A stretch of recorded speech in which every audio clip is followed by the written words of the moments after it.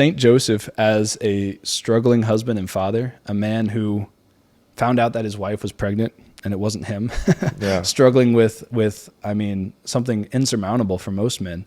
It's only his faith that got him through it. But Father Sebastian says this, but the holiest marriage ever almost ended in divorce.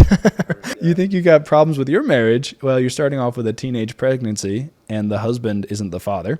That's how the marriage starts off, right from the get-go. And then he travels into Egypt because somebody's trying to murder his son, and he's poor. And you just think about the logistics of that.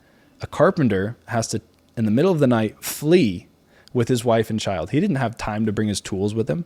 He didn't have anything. He was going into Egypt begging in a language he didn't know. He didn't speak Egyptian, presumably, right?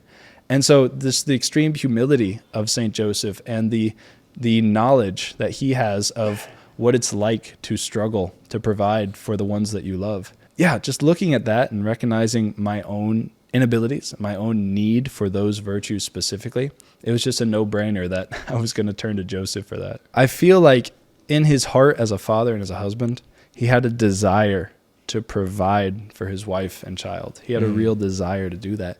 And because of God's providence, God wanting Jesus to grow up poor, St. Joseph wasn't able to lavish gifts upon him or to provide well for him in the way that he wanted to as a father.